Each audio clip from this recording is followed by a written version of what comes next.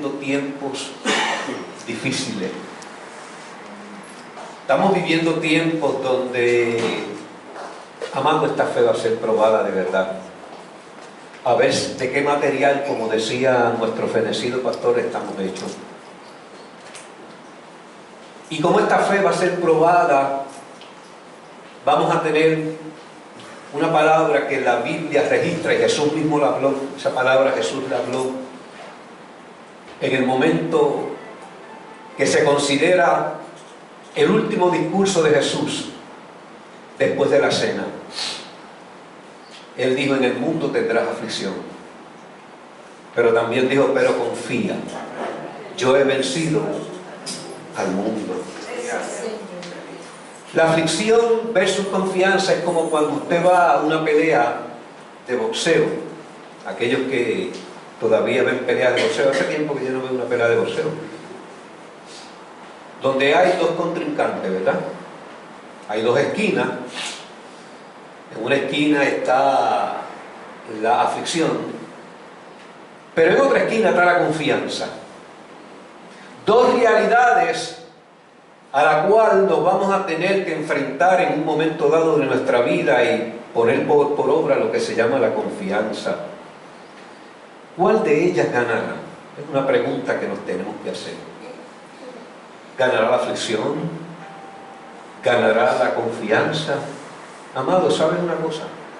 Eso depende de ti y depende de mí.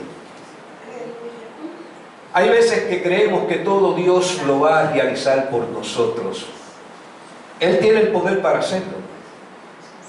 Aquí nunca vamos a negar que el Dios Todopoderoso puede realizar lo que quiera con nuestras vidas.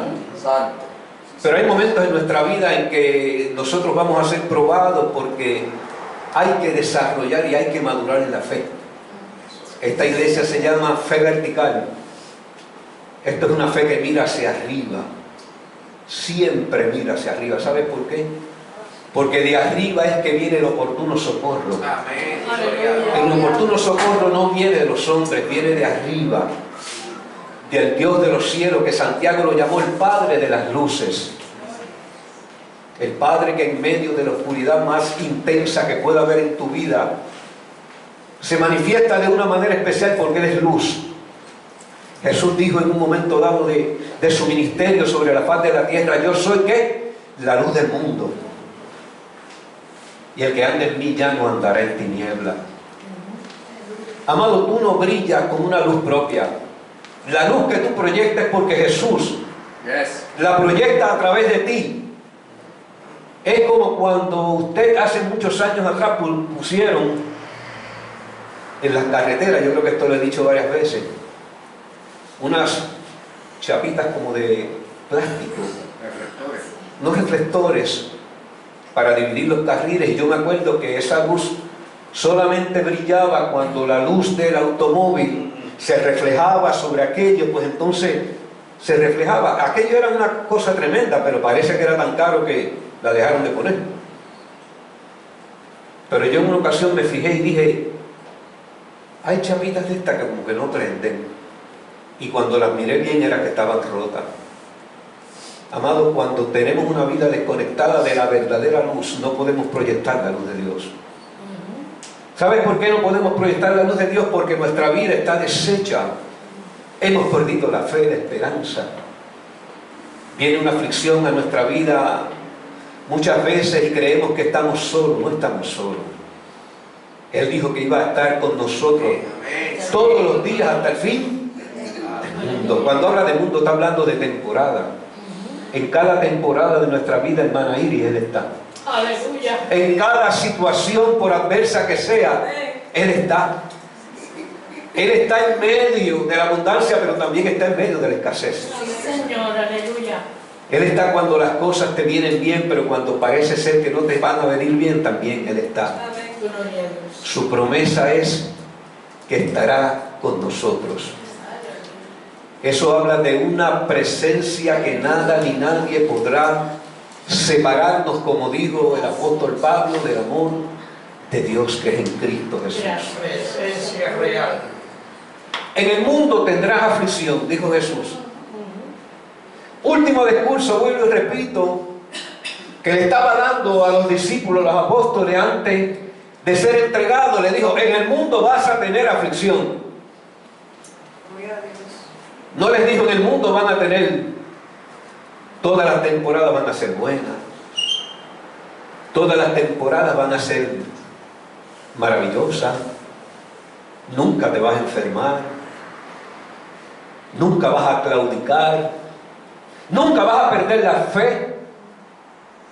No le dijo eso, le dijo: en el mundo tendrás aflicción. Amado, ¿qué es la aflicción?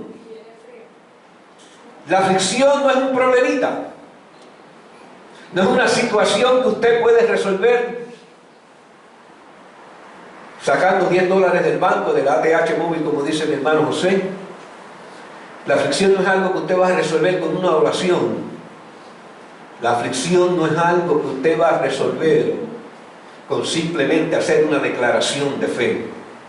¿Sabes por qué? Porque la aflicción, en muchas ocasiones, para los hijos de Dios, es un periodo de prueba. Es un periodo donde vas a ser probado, donde tu fe va a crecer, donde te vas a tener que agarrar del único que tiene el poder para cambiar las circunstancias difíciles en oportunidades de gloria. Situaciones que no vas a poder resolver, vuelvo y repito, por tu propia cuenta. La aflicción es una realidad inevitable. Amado, pero Jesús nos enseñó y nos dice esta mañana que esa aflicción es temporal. Gloria a Dios. No puede ser para siempre. Si esta aflicción fuera para siempre, usted ni yo estuviéramos aquí. Hubiéramos claudicado en dos pensamientos y nos hubiéramos ido al mundo hace mucho tiempo.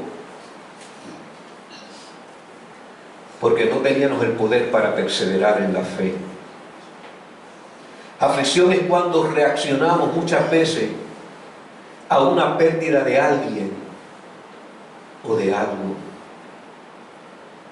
Cuando perdemos a un ser que amamos, cuando perdemos una amistad que nosotros hemos creído que esa amistad nunca nos iba a fallar, a veces nos afligimos. Cuando perdemos la esperanza de ver realizados sueños en nuestros hijos, eso también a veces nos aflige. Nos aflige cuando vemos un nieto, hablando de la familia, que hoy intercedimos por la familia en la mañana a través de la oración que hacemos de 10 a 10:30. Cuando vemos que la familia no está unida como el Señor quiere que esté, eso también a veces nos aflige. Y es posible que esta aflicción traiga a nosotros un sentimiento de enojo y a veces un sentimiento de culpa y a veces un sentimiento de desesperación. Amado, en la Biblia la aflicción es un estado muchas veces de dolor, tristeza y angustia, que aunque doloroso, vuelvo y repito, es temporal y tiene un propósito divino. ¿Cuáles serían los propósitos divinos que Dios tiene en medio de la circunstancia y de la aflicción? Número 1, probar la fe. A veces nuestra fe tiene que ser probada porque vamos a enfrentar circunstancias que con una fe con la que tenemos ahora no vamos a poder vencer. Amado, también la aflicción hace que tengamos un crecimiento espiritual. De la misma forma que nuestro cuerpo creció a través de los años con la alimentación, también el cuerpo espiritual, la vida espiritual en nosotros tiene que crecer, amado. Por eso, como decía el domingo pasado y decía también el miércoles, no podemos ser niños fluctuantes. Hoy creemos, mañana no creemos. Hoy declaramos palabra de vida, mañana estamos derrotados y cuando nos preguntan ¿cómo tú estás? Pues ahí como Dios quiere. Dios no quiere que estemos derrotados. Gloria a Dios. Dios quiere que vivamos una vida de victoria. Que en medio de las circunstancias más difíciles que podamos enfrentar, podamos vivir una vida de victoria. Victoria no tiene que ver si tienes o no tienes dinero en el banco. Victoria no tiene que ver si estás sano o estás enfermo. Aleluya. Victoria tiene que ver cómo y alineado está tu corazón al corazón de Dios. Eso es victoria. Eso es creer. Eso es mantenerte firme. A través de la aflicción, muchas veces es revelada la dependencia que tenemos de Dios.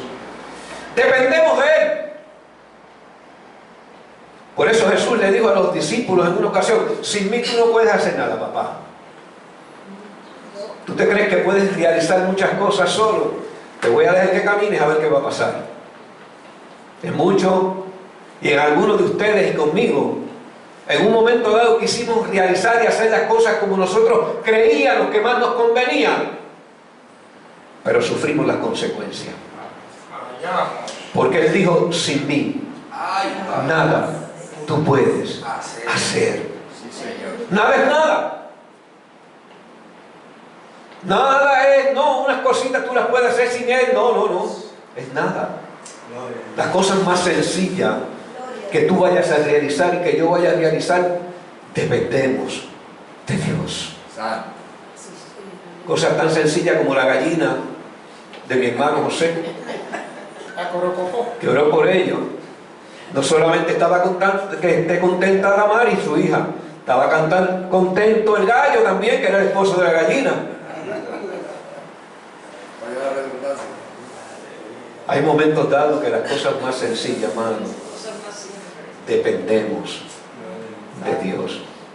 Por eso en el Salmo número 34, verso 19 dice: muchas son las aflicciones del justo. Pero eso no se queda ahí. Pero de todas ellas lo librará Jehová. ¿De qué está hablando aquí el salmista? De que cualquier aflicción que venga a tu vida es temporal. No se puede quedar contigo. Son periodos que Dios permite en nuestra vida para trabajar, a veces con nuestro ego. ¿Qué es el ego? El ego es aquellas cosas que nosotros creemos que nos lo merecemos todo, que yo soy la primera Coca-Cola, la última Coca-Cola del desierto, que yo soy el cristiano que más ora, que yo soy el cristiano que más ayuna, que yo soy aquel que tiene el poder para hacer mover las montañas como Dios Jesús. Amado, a veces eso se puede convertir en un ego. Creer que no las sabemos todas. Entonces Dios empieza a trabajar con cada uno de nosotros. Acuérdese del ejemplo del apóstol Pedro. No, yo no te voy a negar. ¿Qué? Te negarán esos tipos que están ahí, que no están metidos contigo. Yo no te voy a negar. Y Jesús lo miró a los ojos y le dijo: ay, Pedrito, antes de que el gallo cante 2 veces, tú me vas a negar 3. O 3 o 2, yo no sé. Pero yo sé que le dijo esto. ¿Por qué se lo dijo, amado? Porque hay momentos en nuestra vida que, vuelvo y repito, va a llegar el momento de la aflicción, porque Dios quiere trabajar con nuestro ego, con nuestra fe, con nuestro ser interior, que tiene que cambiar. Nuestro ser interior, aquellas cosas que están dentro de nosotros, que nadie las puede ver, solamente las ve el Espíritu Santo de Dios. Aquellas cosas que a veces nosotros ocultamos con el buen trajecito, con el pantaloncito, con los zapatos de $5. Si no lo cree, pregúntale a mi esposa cuánto costaron estos zapatos. $5 costaron. Se vende más. Aquellos que quieran información completa, hable con el hermano José Ortiz. Él sabe toda la...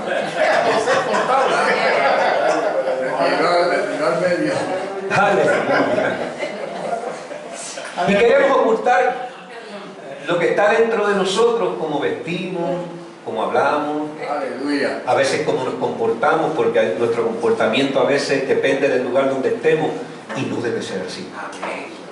Porque nuestro comportamiento debe ser el mismo como hijos de Dios. Y a veces cogemos una ínfula de profeta cuando estamos en medio de los profetas, y a veces creemos que somos los mejores maestros cuando estamos en medio de maestros, y a veces creemos que nosotros nos merecemos todo. Amado, no dependemos del Señor. Y por eso a veces viene la aflicción a nuestra vida, porque Él quiere sacar lo mejor de nosotros. Todavía ni tú ni yo, no importa la edad que tengamos.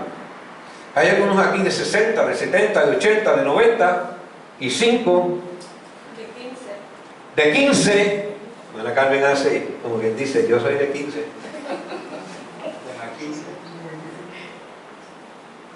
Que no sabemos el potencial que hay en nosotros. Aleluya. A veces desconocemos todo lo que Dios ha depositado en nosotros. Y entonces, en medio de la aflicción, entonces podemos actuar en ese potencial que está escondido porque nosotros lo hemos retenido y Dios quiere sacarlo afuera, porque en medio de la aflicción, amados, claman a mí los justos y Jehová responde. Y entonces decimos: Señor, te necesito. Necesito de ti. No puedo hacer nada sin ti. Muchas son las aflicciones del justo, dijo el salmista, pero de todas ellas lo libra Jehová. Cuando yo leía este texto, o esta palabra, o este salmo, o este texto del salmo, pude entender dos cosas. Que si a tu vida llegan muchas aflicciones, vas a tener que tener mucha fe. Porque de la única forma que vamos a poder vencer las aflicciones, las situaciones difíciles, es a través de desarrollar una fe fuerte. Una fe que nos mantenga firmes en medio de las adversidades que vamos a enfrentar. También tengo que tener mucha confianza en Dios. Acuérdense del título: aflicción versus confianza. De todas ellas, dijo el salmista, me librará Jehová. Lo que significa es que cada aflicción tiene un punto final. Se tiene que terminar. Se tiene que acabar. Tiene fecha de expiración, como algunos productos que usted compra. Algunas aflicciones duran más, como algunos productos que usted compra.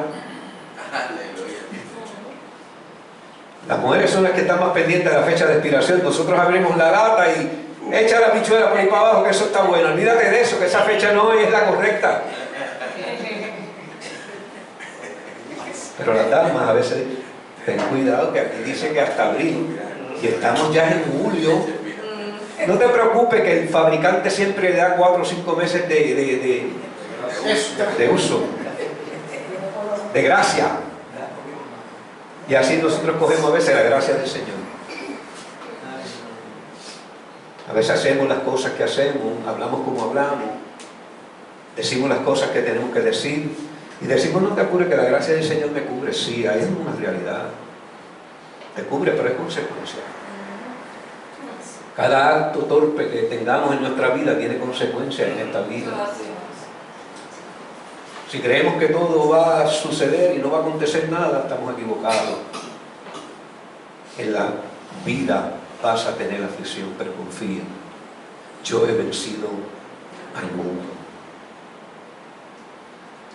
En Santiago, hermano de Jesús, en el capítulo 2, verso 1, esta carta, yo creo que vamos a tener un día o una temporada de estudiarla los miércoles, porque esta carta es poderosa. Lo que esta carta encierra verdaderamente debe ser como un norte para nosotros, la iglesia del Señor. ¿Cuándo es escribida esta carta? Esta carta, dice la Biblia, Santiago, hermano de Jesús, no creía en Jesús, fue escrita, dice la Biblia, a las 12 tribus. ¿En qué contexto? Se escribió en el contexto de la persecución de esa iglesia. De hecho, cuando dice las 12 tribus, yo estuve estudiando, eso es básicamente una metáfora, porque para el tiempo de Santiago ya las 12 tribus estaban ya diluidas dentro del pueblo. Pero Santiago, sabiendo que esta iglesia iba en crecimiento, pero que estaba siendo perseguida, en el capítulo 2 dice de la siguiente manera: hermanos míos, Tened por sumo gozo cuando os halléis en diversas pruebas. Yo no entiendo mucho esto, porque cómo yo voy a gozarme en medio de una prueba, pero vamos a ver lo que quiso decir Santiago aquí. Hermanos míos, tener por sumo gozo cuando hay una prueba y hay un dolor. Lo primero que hacemos es que nos sufrimos, nos dolemos. Muchas veces lloramos. ¿Por qué? Porque el dolor no produce gracia ni produce tampoco una risa extensa en nuestros labios. Pero algo estaba pasando en esta iglesia de por qué esta iglesia estaba siendo perseguida. Amado, habían conflictos internos. Cuando usted estudia bien en la iglesia que el apóstol Santiago le está escribiendo, habían conflictos internos. Ahora tómate tú como la iglesia del Señor en un ente personal y piensa en tus conflictos internos, en aquellas cosas que están batallando dentro de ti. Amado, esos conflictos internos te roban la paz, te roban el gozo, te roban el avance que Dios está realizando contigo, te detienen. Oye, Porque son conflictos que están en el alma, en lo más profundo de nuestros corazones.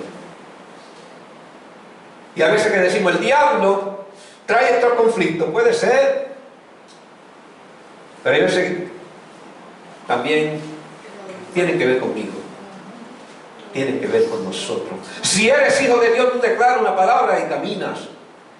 Bueno, decirlo es fácil, ejecutarlo es que nos trae el problema. Pero aquí el apóstol Santiago le dice, tener por sumo gozo cuando te halles en diversas pruebas. También habían divisiones en la iglesia a la cual el apóstol Santiago se refería. Una de las cosas que había también en la iglesia era favoritismo. Yo me imagino a la iglesia de las 12 tribus que el apóstol Santiago está hablando en esta carta. Yo me las imagino a ella como algunas iglesias católicas y algunas iglesias evangélicas también, donde hay favoritismo. Las sillas tienen número, nombre. Yo me acuerdo que hace muchos años, una huelga que tuvimos en la Autoridad de Energía Eléctrica, usted sabe que yo soy retirado de la autoridad. Nosotros se nos dio la encomienda de limpiar la iglesia que está allá en Guaynabo, una iglesia católica grande, que es de las primeras, allá en Guaynabo, en la carretera número 2, con un compañero de trabajo.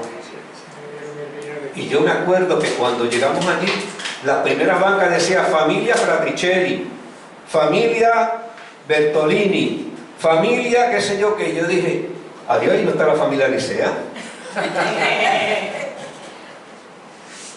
Pero también hay iglesias cristianas también que tienen sus privilegios.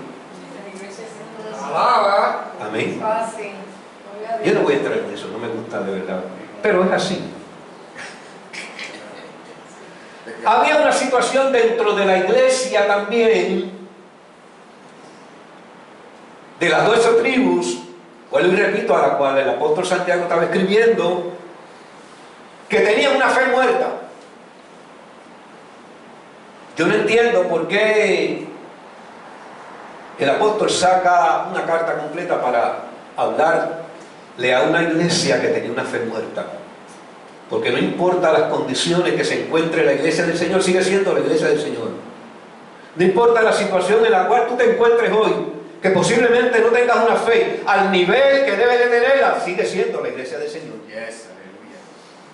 Y Santiago sacó este tiempo hermoso, maravilloso para escribirle a esta iglesia, porque Santiago había visualizado el potencial de esta iglesia, como ha visualizado el Espíritu Santo de Dios, el potencial que hay en ti, y hay en mí, y hay en nosotros. Y la fe de esta iglesia era una fe que no estaba operando con las obras. Por eso en una ocasión el apóstol le dice, muéstrame tu fe con tus obras. Yo te voy a mostrar mis obras por mi fe. En pocas palabras, el apóstol lo que estaba diciendo: yo obro porque hay una fe que Dios ha depositado en mi corazón que me hace obrar. La obra no salva a nadie, pero la obra te acerca al crecimiento de la fe. Nadie puede obrar si no hay un grado de fe en su corazón. Lo hace porque Dios mismo depositó ese grado de fe. Pero ese grado de fe hay que ponerlo en acción, como siempre digo, para que crezca. No hay una forma de que la fe crezca si no opera en acción. Yo le creo a Dios y oro por esa persona. Tú eres el que te vas a encargar de hacer la obra, no hacerla. Tú eres el que vas a levantarlo o dejarlo ahí. Tú eres el que conoces todo. Pero yo creo en fe, poniendo mis manos, haciendo lo que tengo que hacer. Porque cuando hacemos lo que tenemos que hacer, somos obedientes. Y la Biblia dice que el obedecer es mejor que ¿qué? Usted puede orar, ayunar, leer la palabra 10 veces en el año. Usted puede hacer todas esas cosas. Pero si no hay obediencia en lo que está dentro de mi corazón, estamos a la mitad del camino. Tener por sumo gozo, le dijo el apóstol. ¿De qué estaba hablando el apóstol aquí? De un gozo completo. Cuando algo es sumo, es algo poderoso, es grande. Pleno, es algo profundo. Este es el gozo que no depende de las circunstancias, sino de una perspectiva espiritual. Yo me gozo porque la perspectiva espiritual que yo tengo es diferente a aquellos que no han conocido a Dios.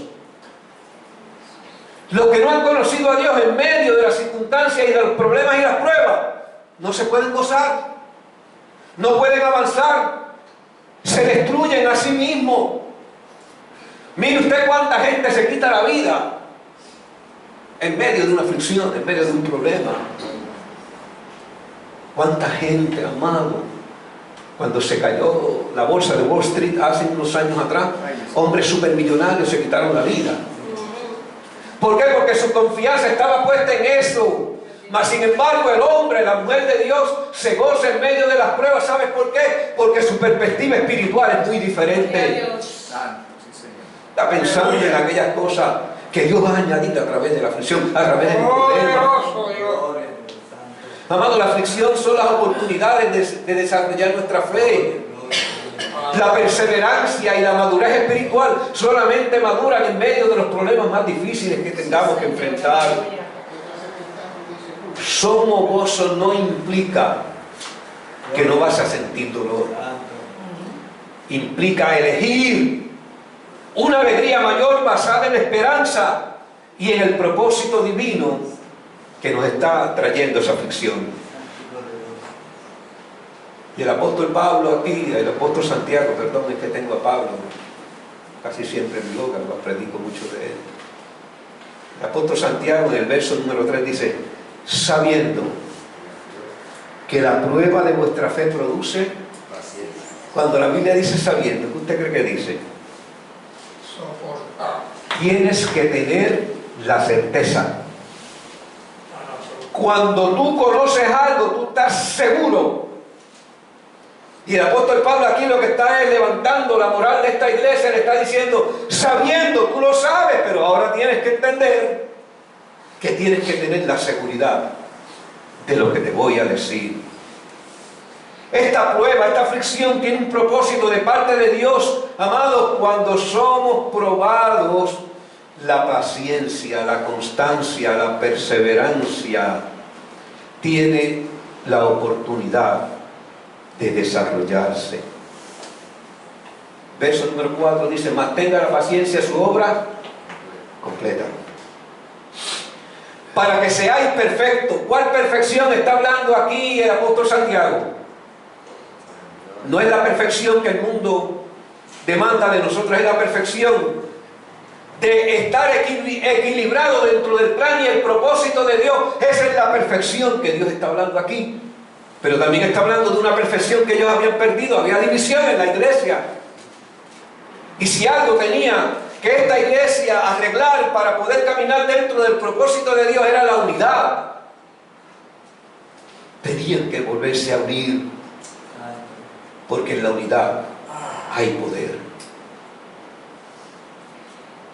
Y de esa unidad y de esa perfección es que está hablando aquí Santiago. Mas tenga la paciencia su obra completa, para que seáis perfectos y cabales, sin que os falte cosa alguna. A través de esa prueba tienes que dejar que esa paciencia, número uno, que hemos hablado aquí ya, miércoles del estudio de la paciencia, y número dos, crezca, la paciencia crezca, que también hemos hablado aquí de crecimiento. Pues una vez que la paciencia se haya desarrollado plenamente, el apóstol Santiago dice, entonces estarás completo. Y no le faltará nada. Amado, cuando tenemos paciencia, cuando hemos crecido, lo tenemos todo. Porque eso es lo principal dentro del plan de Dios. Por eso el Señor dijo en una ocasión, buscad primeramente el reino de Dios y su justicia.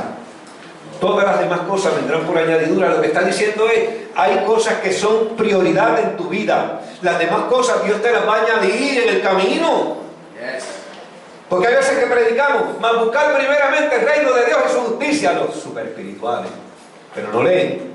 Y todas estas cosas serán añadidas. ¿Cuáles son esas cosas? Todo lo que tú necesitas en la vida. Todo lo necesitamos. Necesitamos alimentos, ropa, un carrito. En Puerto Rico te hace falta un carrito porque la transportación pública, eso desapareció hace años. Hay dos o tres guaguitas por ahí que tienen un horario y si tú no estás pendiente te dejaron a pie. Poderoso Dios. Todas estas cosas vienen en su momento preciso. Porque para Dios no hay nada imposible. El Dios del oro y de la plata, todo lo tiene en sus manos, amado. Nosotros no somos fuertes con lo que tenemos. Aquí posiblemente hay unos que tienen menos, otros que tienen más. Pero lo importante no es eso, aquí somos un cuerpo. Somos la iglesia del Señor. Y eso era lo que estaba pasando en aquella iglesia de las 12 tribus. Separación. Aquí somos uno. Los otros días, yo digo esto porque voy a abrir mi corazón. Soy como soy, hermano. Yo iba a coger estos micrófonos que están aquí, estos dos. Son micrófonos que tienen un poco más de valor que los otros. Todos funcionan igual.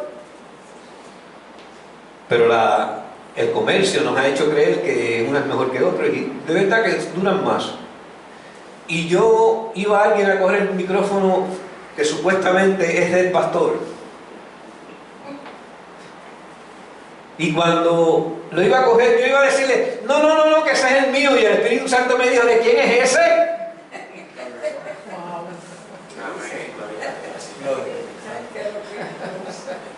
¿De quién es ese micrófono?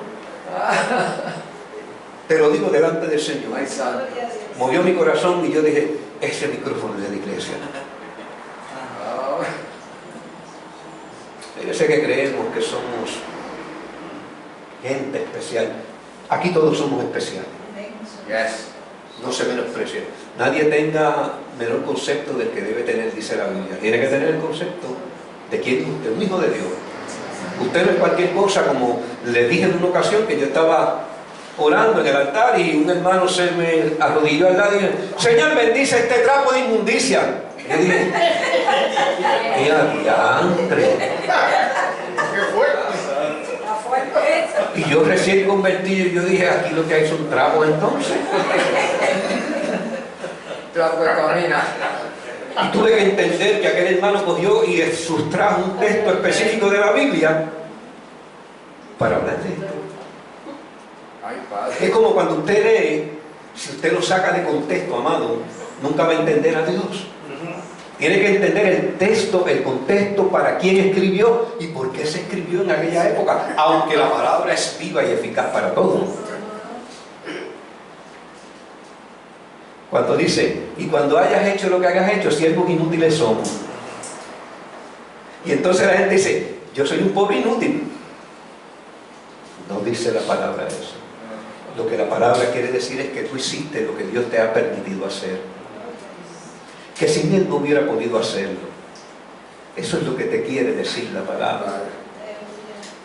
No es que tú seas inútil, todos tenemos una asignación dentro del cuerpo de Dios. Aquí el que no ora hace otras cosas. Aquí el que no hace unas cosas hace la otra. El hermana Carmen testificaba de que sintió de parte de Dios coger unos tratados e irse para el caserío de Los Laureles en un momento dado. ¿Por qué lo hizo? Porque ella sabe que tiene un rol dentro del cuerpo, y ese rol que Dios ha puesto dentro del cuerpo lo va a ejecutar porque el Espíritu Santo la mueve a hacerlo. Aquí todos tenemos algo que realizar. Los que no tienen finanzas aportan en otras áreas de esta iglesia, y para nosotros, la iglesia, y específicamente para este pastor, usted está igual y al nivel de nosotros. Aquí nadie es mejor que nadie. Aquí todos somos hijos de Dios. ¿Qué puede causar la aflicción en nuestras vidas? Excelente pregunta, gracias. Hay ciertas cosas que pueden traer aflicción en nuestra vida. Número 1, el pecado. Número 2, las pérdidas. Número 3, las persecuciones. Y número 4, cuando nos separamos de Dios. Cuando nos separamos de Dios, amado, empezamos a buscar en otras fuentes lo que nadie nos puede dar. Gente que podrán tener buenas intenciones, pero no te pueden dar lo que no tienen.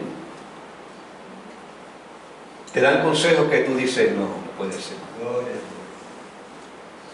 La aflicción, amado, es un filtro divino. ¿Qué es un filtro? Es algo que limpia, purifica. Y este filtro lo que quiere es mostrar las áreas débiles de nuestra vida para trabajar en esas áreas débiles y que nosotros entreguemos esas áreas débiles. Amado, tenemos que entregarlas, porque si no las entregamos,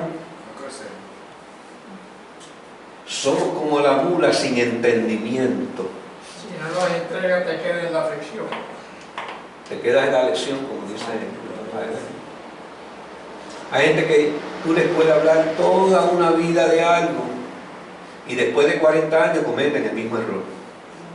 O cometemos el mismo error. Vamos a meternos dentro del asunto.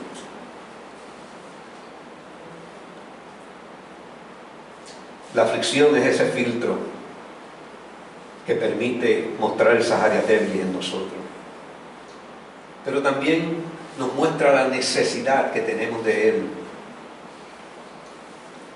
Y a veces la aflicción nos hace ser humildes y a depender de su gracia, favor y misericordia. ¿Por qué? Porque en la aflicción no tenemos otro asunto que tratar, sino, Señor, en muchas ocasiones, no estoy hablando que siempre sea eso, Señor, ten misericordia de mí, te necesito. Necesito tu favor y tu gracia. Gloria a Dios. Hay un texto aquí que quiero tratar con ustedes en Isaías 48:10. Texto bastante leído, yo creo que usted lo ha leído varias veces. Yo lo estoy recogiendo, o se lo voy a exponer a ustedes de la Nueva Traducción Viviente, que es una de las versiones que yo uso mucho para trabajar con mis mensajes, o con los mensajes que Dios me da. Isaías 48:10 dice, vuelvo y repito, estoy leyendo de una Nueva Traducción Viviente. Por si acaso tiene algún poquito de diferencia, ya usted lo sabe. Te he refinado, pero no como se refina la plata. Más bien, te he refinado en el horno. Usted, la versión suya dice del fuego, ¿verdad? La aflicción. De la aflicción, pero la mía dice en el horno del sufrimiento. Vamos a ver qué Dios nos dice en esta mañana a través de esa palabra. Isaías está hablando desde el contexto de un Israel apartado del Señor, como muchas veces hemos hablado aquí.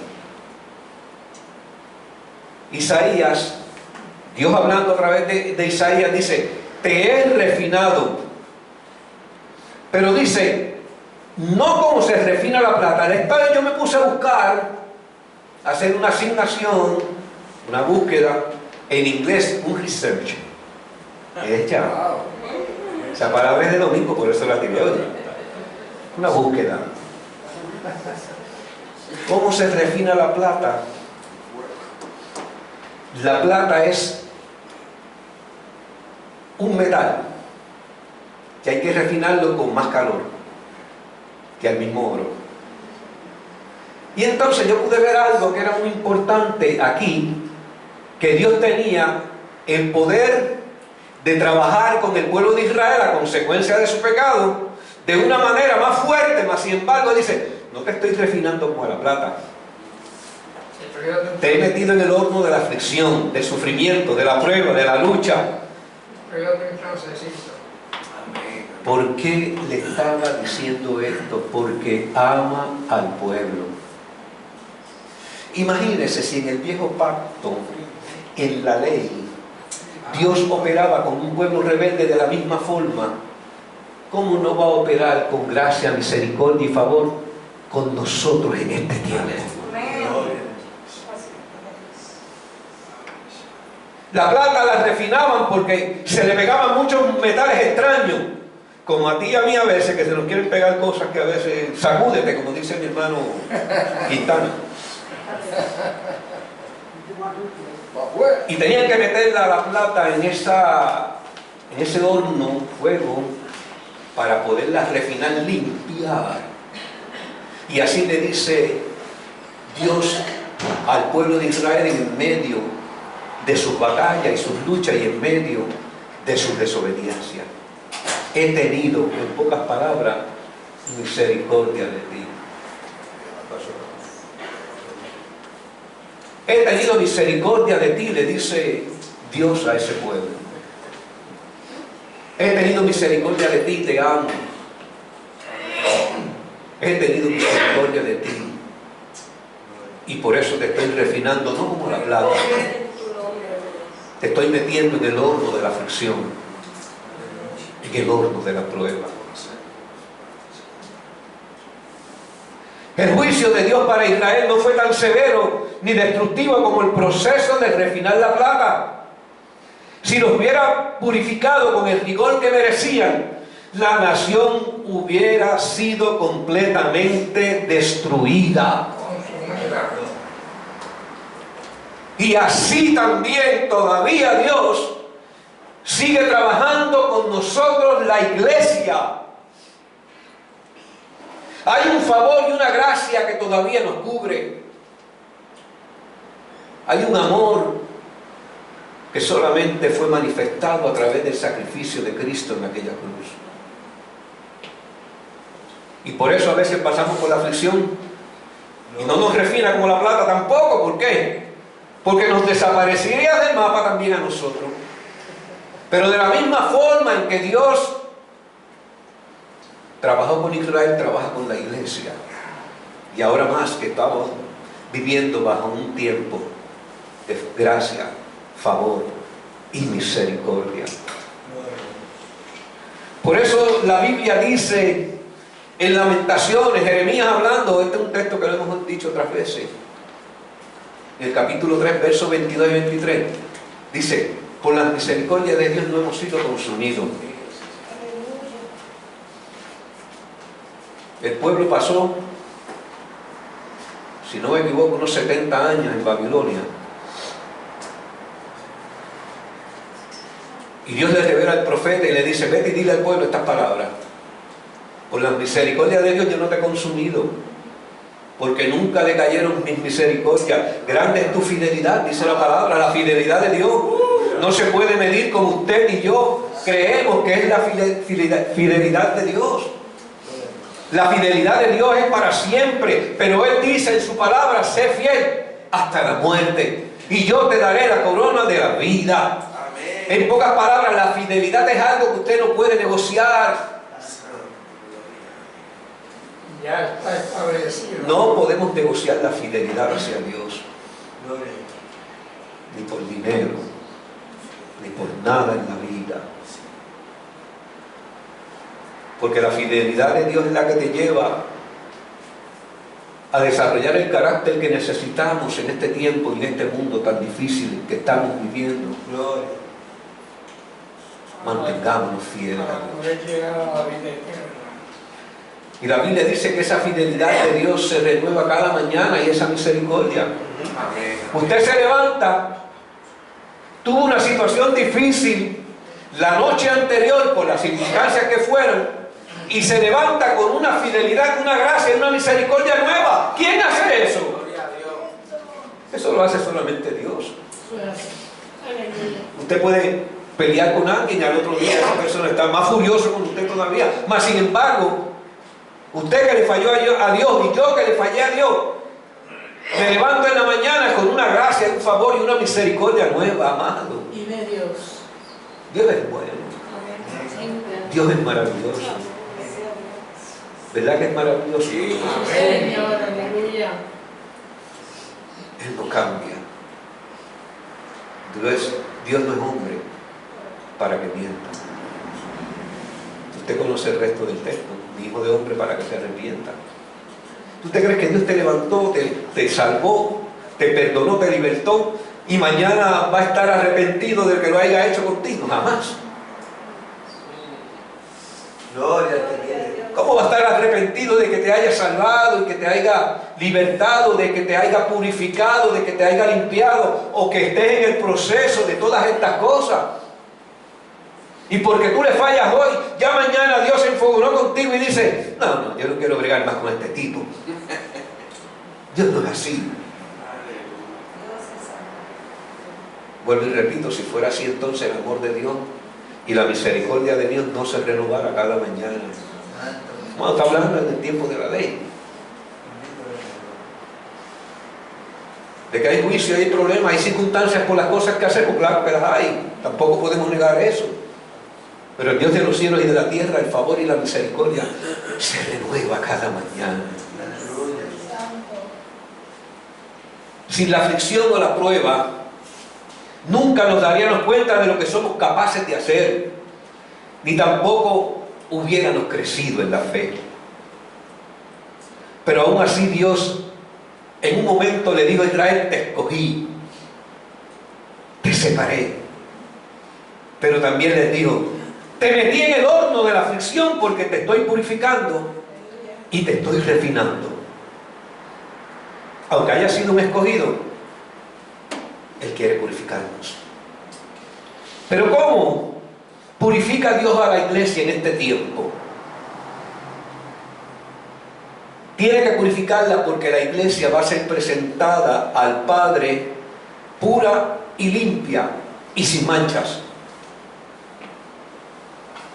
Y como va a ser presentada pura y limpia y sin manchas, entonces nosotros también, aunque estemos en el nuevo pacto y aunque estemos en el periodo de la gracia, vamos a ser probados, afligidos y purificados.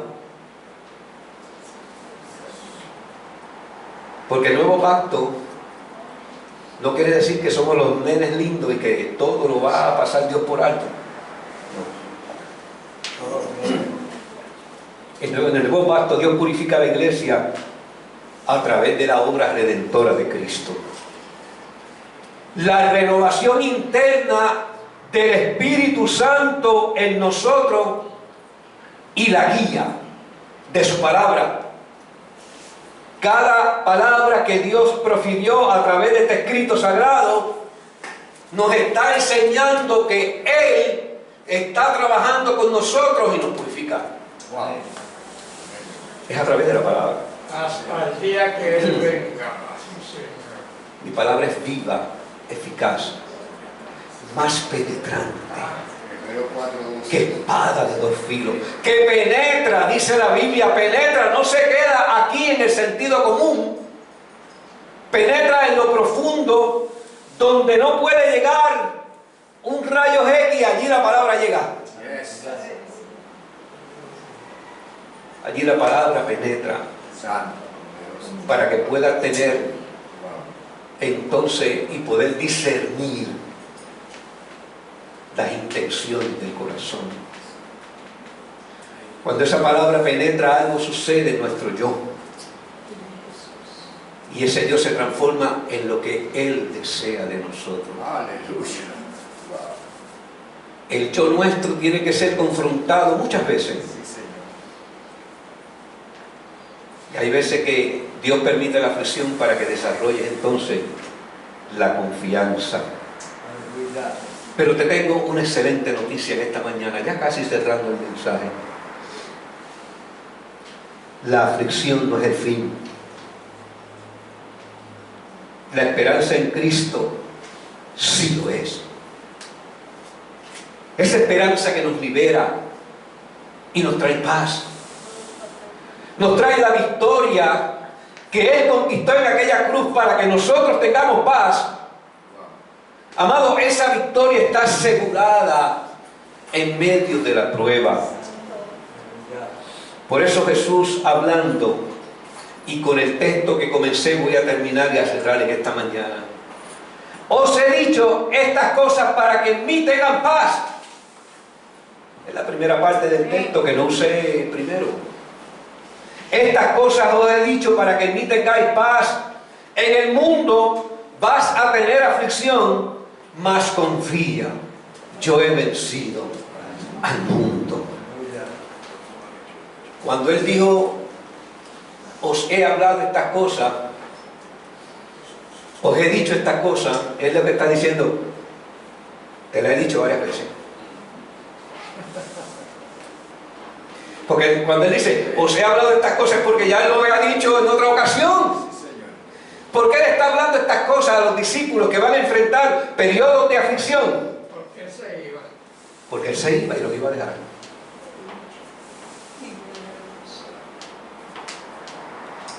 Pero a la iglesia le dijo de la siguiente manera, que también a ellos, pero te enviaré al Espíritu de verdad. Aleluya. Al que te guiará a toda justicia y a toda verdad. Amado, sin la guianza del Espíritu Santo, somos una embarcación a la deriva. Sin timón. Sin timón. ¿Sabes? El problema de que cuando tú no te dejas dirigir por el Espíritu Santo, otros van a tratar de dirigir tu vida. Y ahí va a llegar. Y entonces cuando otros dirigen tu vida, tú pierdes la alternativa de tomar tus propias decisiones. Póngase de pie. Como las horas de mar. Vas a estar como las horas. Amado, no importa las aflicciones que este ángel que estés enfrentando ahora. Si te mantienes confiando, vamos a tener paz. Sí, Señor. En el mundo vamos a tener aflicción. Amén. Jesús lo dijo. Si Él lo dijo, yo lo tengo que creer. Eso es. Gloria a Dios. Esto no es si yo quiero o no quiero, es que tengo que creerlo. Hay alternativa. No hay alternativa. Sí, porque cuando te dan varias alternativas, tú escoges la que mejor te conviene. Pero la segunda alternativa es la maravillosa. Confía. Gloria a Dios. Yo he vencido. Aleluya. Confía. Vive eso. No importa si tu cuerpo se quebranta, confía, hermano Rafa. No importa si las circunstancias de la vida han golpeado tu vida, tu casa, tu familia, confía. Amén. No importa si las tormentas se han levantado para evitar que tú llegues al destino de Dios, confía. Santo, poderoso. Él caminó sobre las aguas, pero también Vive Dios. entró a la barca. Y la Biblia dice que cuando Él entró a la barca hubo paz. Gloria a Dios. Él entra a tu barca, Él entra a tu corazón, Él entra a tu familia, Él entra a tus hijos. Yes. Lleva la manzonera. No hay nada que impida, amado, que Él entre a tu vida. Su espíritu se mueve Gracias. en cada uno de nosotros. Gracias, maestro. Te amo. Gracias. Gracias. Nadie te podrá hacer frente, como le dijo Josué. Nadie. Y aunque se levanten contra ti, Levantaré bandera. levantaré bandera, como dice. Yo le dije a Jorge, cánteme en ese himno todos los domingos, el de plantaré bandera. Ese debe ser el himno de la iglesia, nosotros. ¿Qué es plantar bandera? Plantar bandera, cuando tú conquistas un territorio, tú llevas la bandera de tu patria y la plantas ahí. Y cuando tú conquistas un territorio que el enemigo ha robado a tu vida, tú plantas la bandera del Espíritu Santo y le dices, plantaré bandera. Aleluya. Muere. Esta propiedad es mía. Es mía, Gracias, Señor. me pertenece. Cuando tú plantas bandera, amado, Hay victoria. lo que parece imposible se vuelve posible, hermano Manuel. Aquellas cosas que parecen que tú nunca vas a conquistar, las vas a conquistar en el nombre de Jesús. Somos más que vencedores. Pero escuche esto. Escuche esto porque tengo que decirte también. La Biblia dice que somos más que vencedores. Pero es cuando también nos hemos conquistado Amén. Sí, Señor. a nosotros mismos. Escúchelo de nuevo, porque es que esto a veces lo pasamos por alto. No. Tienes que entender que hay áreas de tu vida que tú tienes que conquistar. Sí, Señor. Tenemos que conquistar. Porque si no, el enemigo va a seguir ganando ventaja contra nosotros. Y no somos de los que retroceden, dice la palabra, sino de los que avanzan, de los que se mueven, de los que se levantan en el nombre de Jesús. Y llegamos entonces a conquistar aquellas cosas que parecen inconquistables. Gracias, Jesús. En el nombre de Usted y yo la podemos conquistar en el nombre que es sobre todo nombre. En el nombre poderoso de Jesús. Padre, he predicado tu palabra. Esa palabra que no torna atrás vacía, esa palabra que hace la voluntad para la cual, Señor, se envió en este día. Le enviamos para libertad, la enviamos para que sean sanos aquellos que están enfermos. La enviamos para aquellos que reciban libertad, aquellos que tienen una mente ligada, Señor, en el nombre de Jesús. La enviamos para aquellos que nos han visto a través de este medio, Señor amado, llamado YouTube, para que reciban de ti el oportuno socorro, en medio de la aflicción puedan entender que no están solos. Que tu palabra dice que estarías con nosotros todos los días hasta el fin del mundo. Que tu palabra es un sí, es un amén. Que tu palabra, Señor amado, Dios mío, es como lámpara a nuestros pies y lumbrera a nuestro camino. Señor, ayúdanos a caminar conforme a tu voluntad y no a nuestra voluntad. Y que podamos vencer en medio de las circunstancias adversas en ti. Señor, tú eres nuestro oportuno socorro. Para ti dice tu palabra, yo lo creo y lo declaro con la iglesia en esta mañana, que no hay nada imposible. Nada imposible, Señor. Conquistaremos, Señor amado, y avanzaremos al propósito tuyo. Y declaramos, Señor amado, que vidas se acercan a este lugar, Señor, a buscar una palabra de parte tuya. Y que almas, Señor amado, Dios mío, se conectarán a la visión de esta casa porque sabemos, Señor, que es tu Espíritu Santo el que los trae, Señor, a través de una palabra y del testimonio de esta iglesia, Padre, en el nombre que es sobre todo nombre, en el nombre de Jesús. Amén, Señor. Gracias, Jesús. Gloria a Dios.